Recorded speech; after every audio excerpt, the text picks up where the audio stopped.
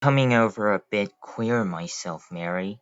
It gives me the shakes, ma'am. When something like that happens, it really does. I don't blame you, Mary.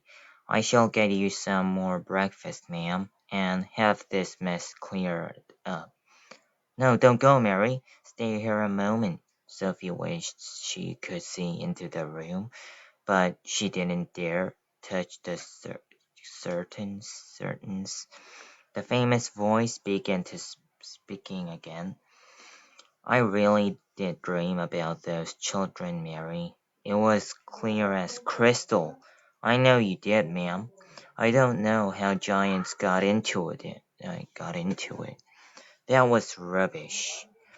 Shall I draw the curtains, ma'am? Then we shall all feel better. It's a lovely day. Please do, with a swish. The great curtains were pulled aside. The maid screamed. Sophie froze to the window ledge. The queen, sitting up in her bed with the Times on her lap, glanced up so sharply. Now it was her turn to freeze. She didn't scream as the maid had done. Queens are too self-controlled for that. She simply sat there, staring wide-eyed and white-faced at the small girl who was perched on her window-sill in a nightie. Sophie was petrified. Curiously enough, the queen looked petrified too. One would have expected her to look surprised as you are.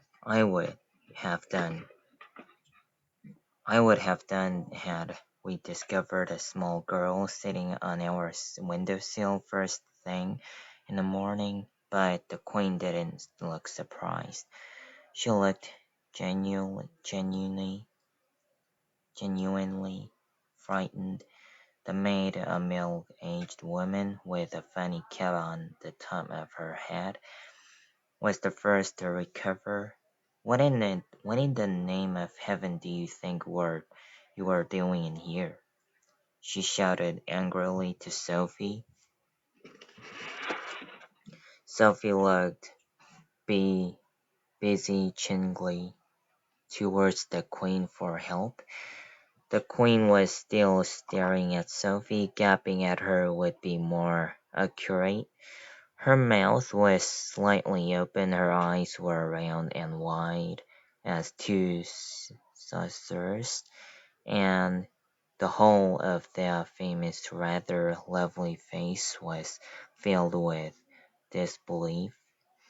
Now listen here, young lady, how on earth did you get into this room?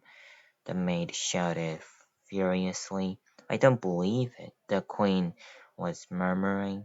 I simply don't believe it. I'll take her out, ma'am, at once, the maid was saying. No, Mary, no, don't do that. The queen spoke so sharply that the maid was quite taken aback. She turned and stared at the queen. What on earth had come over her? It looked as though she was in a state of shock. Are you all right, ma'am? The maid was saying. When the queen spoke again, it was in a strangled sort of whisper. Tell me, Mary, so she said. Tell me quite truthfully. Is there really a little girl sitting on my windowsill, or am I still dreaming? She's sitting there all right, ma'am, as clear as daylight. But heaven only knows how she got there.